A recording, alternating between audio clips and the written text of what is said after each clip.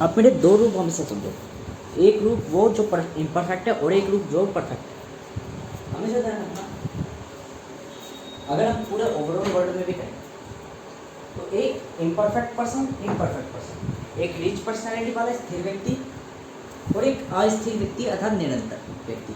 एक जिस पे अपने आप में नियंत्रण है और एक जिस पे अपने आप में नियंत्रण नहीं है पर वो निरंतर है, अर्थात एक मन और एक वशिष्ठ मन। ठीक है, ये दो रूप। और इसके अलावा अगर मैं तीसरी कैटेगरी बात करूँ तो तीसरी कैटेगरी हो गई वो कैटेगरी जो कि पुअर कहलाती है। ठीक है, जो कि पनप जाती है। अब यहाँ समझना क्या है कि ये जो मेरी दो की रूप है कि एक स्थिर रूप है एक परिवर्तन रूप, ठीक है ना।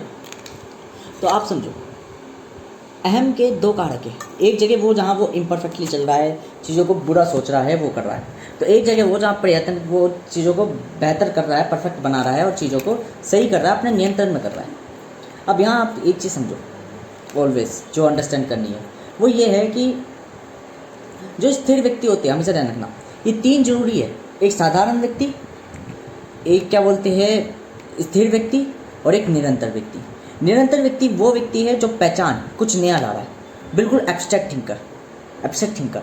और जो रिच पर्सन है वो है लॉजिकल पर्सन, लॉजिकल थिंकर।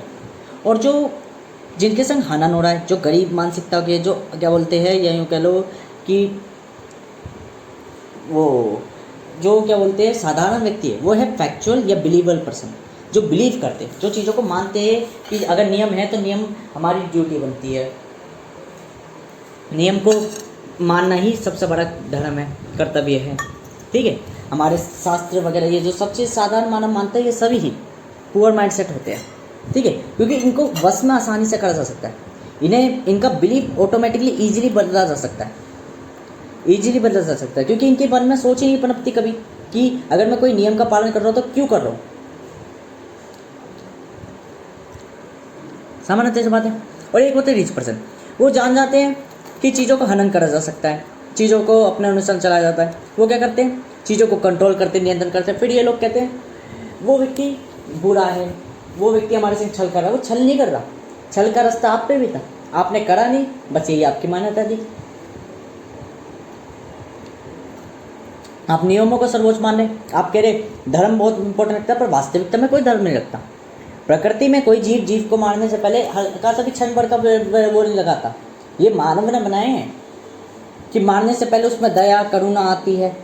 एक जीव को भूख लगी वो मारता है, वो क्यों मारता है कि उसकी योनि ऐसी है मुख्यतः।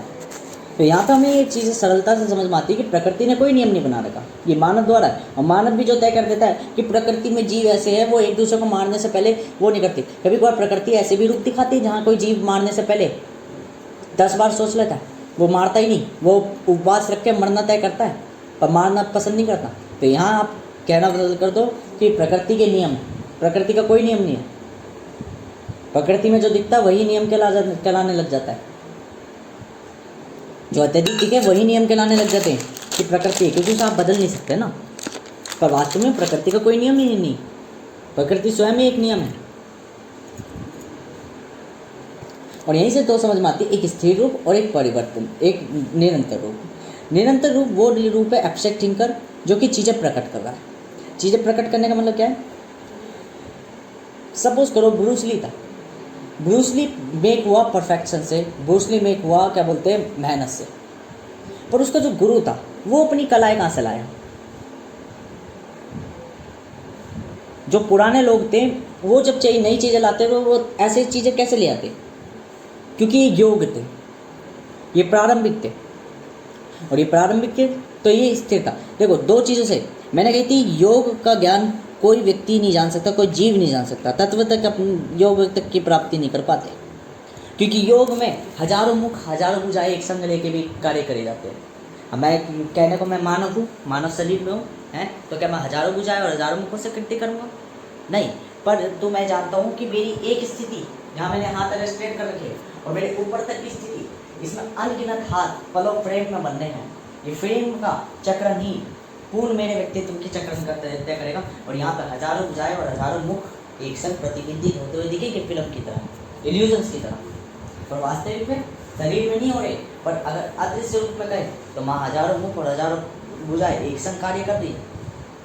तो योग में मन के अंतर्गत चीज़ें चलती है, मन के प्रियत्व भी चलती है। अर्थात ब्रह्मचर्य में 1008 कलाओं में से 990 कलाएँ तो ऐसी है जो आत्मा कर सकती है, कोई मानव नहीं कर सकता, कोई जीव नहीं कर सकता।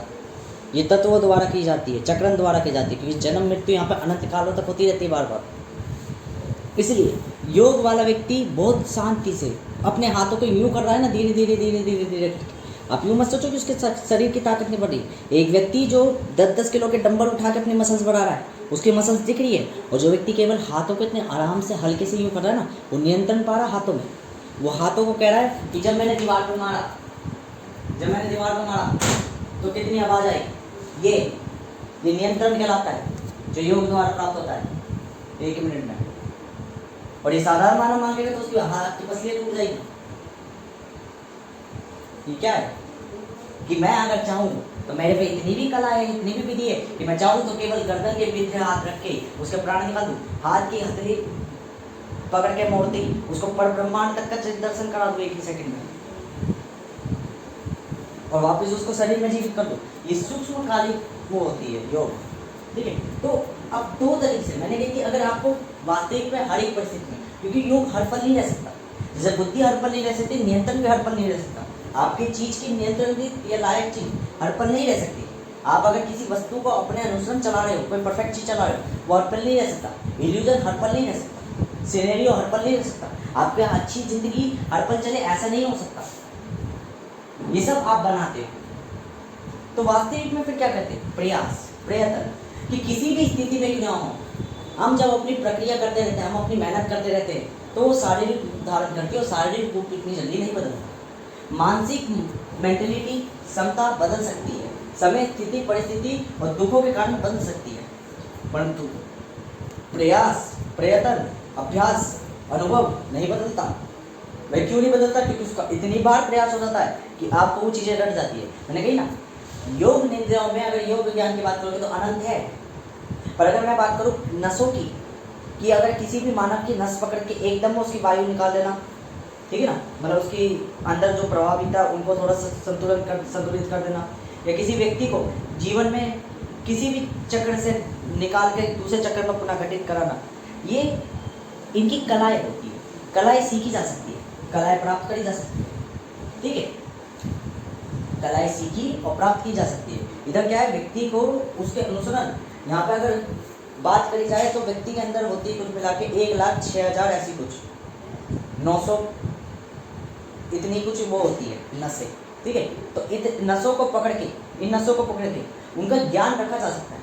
पर जहाँ बात आती है योग निद्राओं में, तो वहाँ अनंत है, वहाँ कोई सीमित नहीं है। वहाँ आपकी परिस्थिति, जगह, स्थान और प्रति एक चीज़, आप केवल अपने शरीर को ना देखो कि शरीर के अंदर नसें, एक नसें का अरेंजमेंट प्रकृति द्वारा भी हो रहा है। आप किस जगह पे, किस स्थिति पे, किस लोक में अभी वास कर रहे हो। अर्थात अगर आप धरती में भी वास कर रहे हो तो उधर की क्रिया अलग होगी।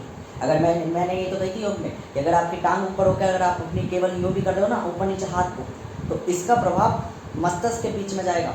और जहाँ आप केवल साधारण दोनों टांगे जमीन पर रख के केवल हाथ ऊपर नीचे करो, तो यहाँ प्रभाव छाती के मध्य से जाएगा, यहाँ दोनों में अंतर आ जाता है। तो योग निद्राएं अनंत हो जाती है। और प्रयास परिश्रम, इसलिए मैंने कही थी आप पूर्ण निरंतर वाले व्यक्ति को, वास्तविक व्यक्ति को छल नहीं कर सकते, मानव कैसे छल कर सकते? और एक छल वास्तविक व्यक्ति कितने बनाते? एक ही। तो छल करना वास्तविक में सबसे बेहतर उदाहरण हो जाता है जहाँ लगता है कि सामने बिलीवेबल पर्सन है, जहाँ पता चलता है कि चीज़ें साधारण मानव है। असाधारण मानव तो ये है कि आपका अंत आपके सामने आ गया, आपका अंत आपके सामने आ गया, ऐसा व्यक्ति सामने आ गया जिसके सामने अगर छल करने लगे तो आपकी मुंडी निकाल के उठा के चलेगा, तो वास्तविक व्यक्ति है। तो पूर्ण निरंतर तो बहुत कम ही पनपते, वो तो जीवन का लेखा जोखा है, उसको तो आप टाल भी नहीं सकते कि आ गया नालायक सामने। अधिकांश तो नहीं आएंगे, अधिकांश तो मानव ही है, और अधिकांश मानव है उनसे पंगा ले, क्योंकि अधिकांश मानव डरेंगे मृत्यु से, अधिकांश मानव। और तुम्हें तो निरंतरों की चालें दिख जाएगी, नारायण की चालें और बाकियों की चालें अलग दिखी जाएगी हकीकत में। जब तुम्हें दिखेगा कि ये नालायक है या अपने आप को स्वीकार कर रहा है कि नालायक है, ये प्रवृत्ति से त्याग करने साथ, तो समझ जाओ कि वो अलग ही व्यक्ति है। शांत व्यक्ति से कभी मत लो, उसी की भांति सारे कुछ है। इम्परफेक्ट पर्सन से मत लो, साधारण सामाजिक व्यक्ति से लो जो जीव है, क्योंकि जीव तो मैनिपुलेट करा जा सकता है ना, वो मैनिपुलेट क्यों नहीं करा सकता? उसकी कलाएं निरंतर है, उसकी कलाएं जन्म ले रही है। अपसेट थिंकर को कैसे पहचानोगे? तो उसकी तो छोड़ो, पर फिर भी मैं कहना चाहता हूँ, आप हनन करने से ज़्यादा चीज़ों को व्यवस्थित करने की सोचो। जब आप चीज़ों को सही जगह पे देखो, किसी की अरिस्पेक्ट करके कोई फ़ायदा नहीं, किसी पे गुस्सा दिखा के कोई फ़ायदा नहीं, किसी को नालायक कह के कोई फ़ायदा नहीं, उससे आपका भी कोई फ़ायदा नहीं, उसका भी कोई फ़ायदा नहीं।